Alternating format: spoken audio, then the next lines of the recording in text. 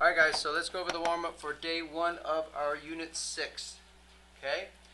First thing, chances are you studied this in geometry close to like April or May-ish. And by then, a lot of us are ready for summer. And unfortunately, this material is highly tested, especially on the ACT. Okay? So what I have two regular hexagons, and just to remind you that regular means all the angles are the same and all the side lengths are the same. So a regular hexagon, something like this, all of these would be equal. Okay? All of these angles would be equal. To find the area,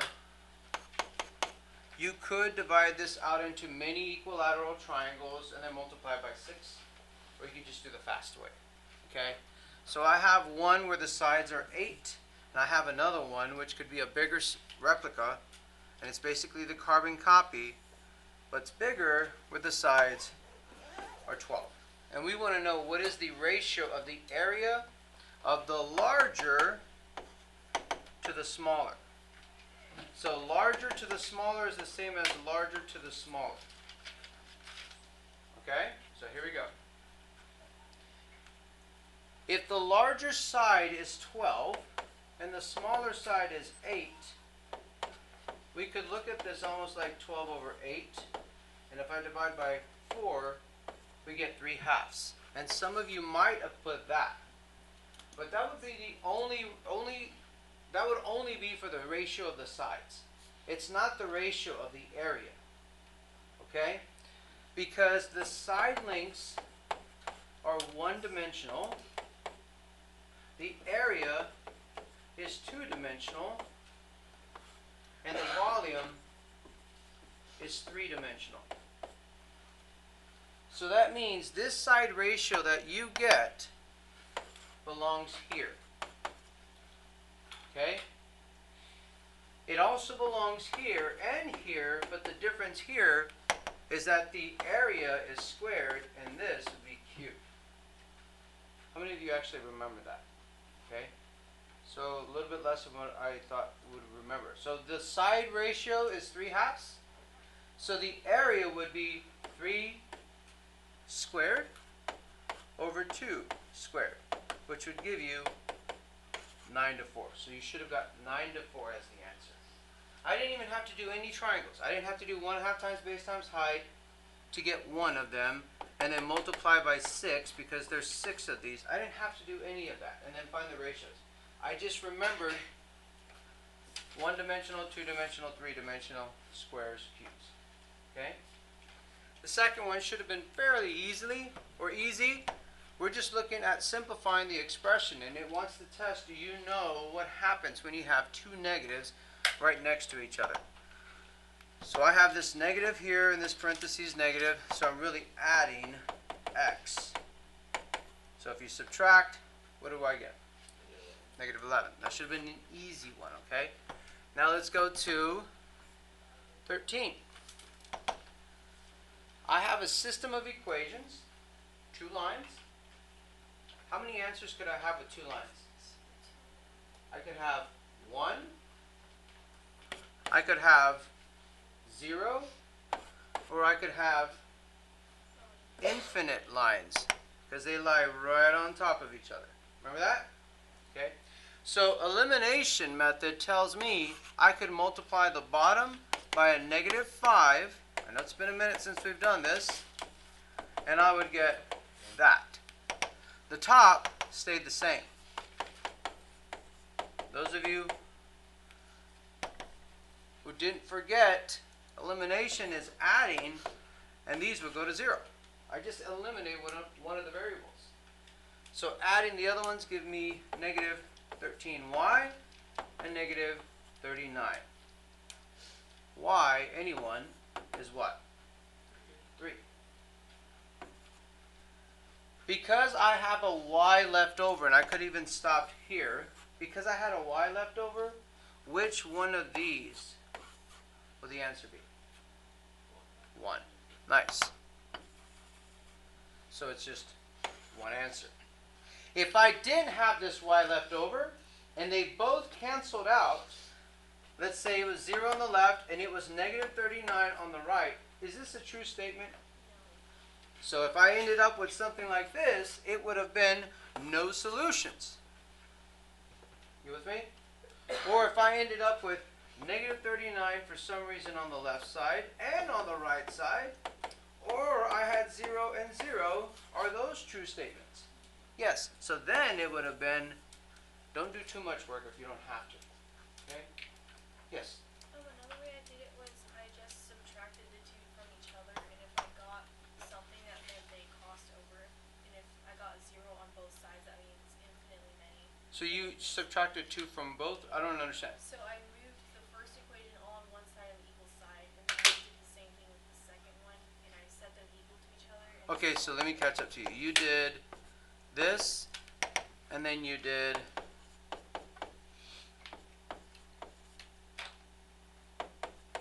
that, and then? And then I subtracted and I got an equation, so that meant that they did cross over. Because when I got 0, that meant it was true, and that means they're the same equation. So I see what you're saying. But what did you subtract from right now?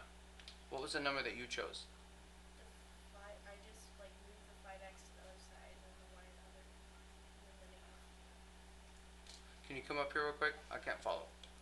I want to see if this, I want to make sure that this is good, because if it helps you, yes, use it. But if it's not mathematically sound, I want to make sure I help her real quick. So she added 5. Subtracted 3. And added 4. Okay? So 6x minus y minus 3 is equal to 0. If I got 0 equals 0, that means they were the same equation, so they always overlap. And if I got, but I couldn't check for no solution, no, but I could check for the. Okay, so you see what she did? She set the equations equal to each other, but the only thing she could check for on that was the ones where the lines are coinciding, infinite solutions. I would prefer you to do the elimination because of the way you're tested on ACT, okay? Because sometimes they'll ask, what does this number have to be in order to make it infinite solutions? Or what does this coefficient have to be in order to make it no solutions? So please go with the elimination method because you can see more from that. All right, so now let's go back to 3rd grade. Okay, biggest reason why I love math, and just math is like a 1 on a scale from 1 to 10, just FYI. Music is my 10. But I still love math. I still love math a lot. The reason why I love math, and the reason why I feel a lot of people struggle with math if you don't love it, was 3rd grade. 3rd grade is so important, okay? So if you had a 3rd grade teacher, and you can picture your 3rd grade teacher right now, and that 3rd grade teacher pushed you, pushed you, did not let you use a calculator, made you show all this work, and you were so upset with that 3rd grade teacher, I promise you, this is going to be easy. This unit is going to be extremely easy, okay? And if you didn't, we're going to catch up, okay? Here we go, watch. 1, 2, 3, 4, 5, 6. That's easy. Okay? What am I doing right now? I'm counting by 2's. So what am I doing right now? I am counting by 2's, right? So we could call this, if I'm counting by 2's, we'll call it 2n. Okay? Or 2x, however you want to do it. Now what am I doing?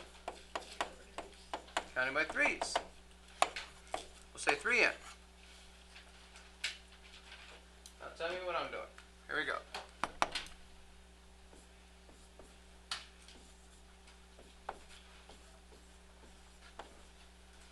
Anyone see it yet?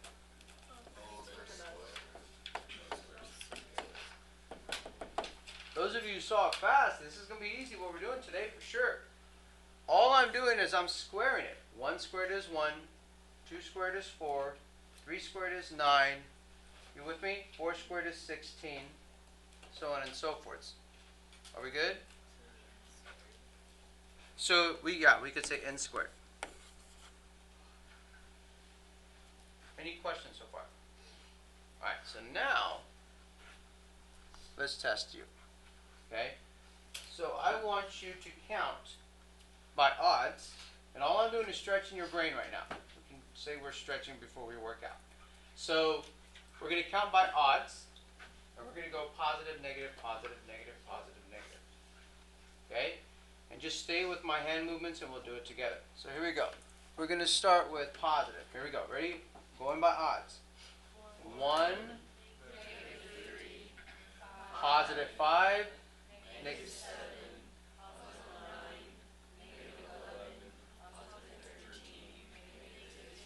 Okay, good. So you're thinking as you're going, and that's good stuff. Now let's do just the squares. Okay, we're going to start with 1. This one's going to stretch your brain more, right?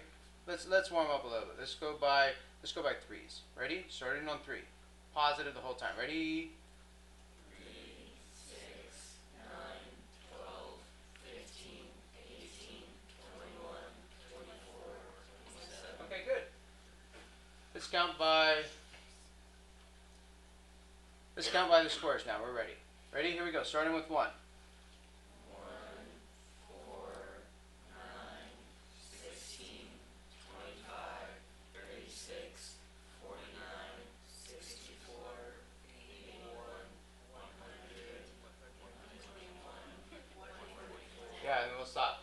So some people started to kind of go off after 64. They're like, oh, or maybe after 81, right? You got to bring that back, guys. The faster you bring that back, this is easy. Okay? Now let's try this one. We'll start with 1. 1, 2, 3, 5, 8. You with me? 13, 21. So Fibonacci, where you add the previous number to the number to get the next one. So to have gotten this 5, I need to add the previous one together in order to get 5. I have to add the previous 2 in order to get 8. So we'll go a little slow on this. You with me? We're going to start at 1. Okay? So we'll say 1, then we'll say 2, then we'll say 3, then we'll say 5, and I'm just stretching your brain. Okay? Here we go. Ready? 1, 2, 3, 5, 8, 13, 21, 34. Nice. All right. Good stuff. That's good stuff. Because when we do this is going to be very, very simple if you were able to do that exercise just to warm up, okay? All right, so what I want you to do right now is I'm going to pass out these sheets on your table, and we're going to play some bingo, okay? There are 3 columns. Listen, there are 3 columns of 13. So there's 13 numbers in 3 columns, a total of 39 numbers. And all I want you to do on your bingo cards is pick any one of these and only pick a number 1 time, okay? You can't pick a number for all your squares. And the goal, we're going to play bingo. When we play bingo, you have the free right there. You can make a bingo if you have all 5 in a row,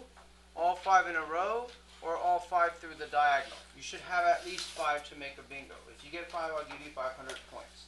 Cool? And just count out bingo. Any one of these that you're going to fill out. I'm giving you the sheets right now to your groups. Y'all can pick any one of those in random order. And you're going to put them randomly on your bingo cards. Okay? Any one of these. For instance, you have on this sheet, you have 2 root 3, 2 root 2. Now, the way it's going to work, guys, is I will say a number. So look up here, please. I will say, let's say I say square root of 100. If you wrote down 10, then you would simply like put a circle or something there to say, yep, he called 10 out.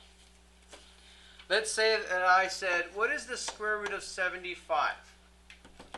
What you're going to do is you're going to simplify this.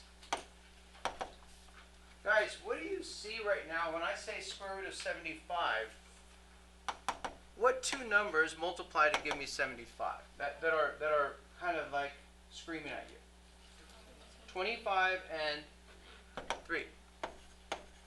And the reason why these should have been screaming at you is, what number is here, guys? What number is understood right there? 2. This is the square root. You with me? Now look, I'm helping you out. I could have written it like this. All of these are the same 75. And because of this, we're going to call it the nether portal, okay? We're going to go through the portal and come out if I have a group of 2. You with me? If I had the cubed root of, let's say, 125, then I could pull this one out because it's going as a group of 3. Okay? So let me give you an example. We're only doing square roots right now. 75 would go to 3 and 25, and I could write that right here. And if I'm taking the square root, this 25 will come out as a 5, and this is what you would have on your bingo card. So if I call this, then you just check that off. Cool? Let's do one more and then we'll start. Let's say that I had the square root of 72. Some of you can see it already. What numbers are there? So someone said 9, someone said 8. Here's what I'll say. When you do prime factorization, it tends to help you with the bigger numbers. For instance, what's the first prime number that you know of? 2. Because a prime number is when a number times 1 gives you the answer. Okay? These cannot be the same. That's why 1 is not prime, because these are the same. You with me? So a prime number is when the divisors are only itself and 1. You with me? So here we go. After 2, what's the next prime number? 3. Okay? Not 4, because you could divide that 1 and 4 and 2 and 2. You with me? So it'd be 5, 7, 11, 13, 17, and so on and so forth. Those are primes. Now, when you do prime factorization, guys, if you're struggling right now, I'm going to say go to 2. Go to 2. It'll help you big time. And if 2 doesn't work, then go to 3. If 3 doesn't work, go to 5. And that should be about it. 2, 3, and 5. Okay? So let's go to 72. I know people said 8 and 9. I know that. But I'm going to go to 2 and 36. And look at that. It's already screaming at me. Can I take the square root of 2? No. But can I take the square root of 36? Yes. What will it come out as? A 6. So if I say out loud square root of 72, you're going to find it simplified on your bingo card and put a check. First one to 5 gets a bingo, right? We'll get 500 points. All right.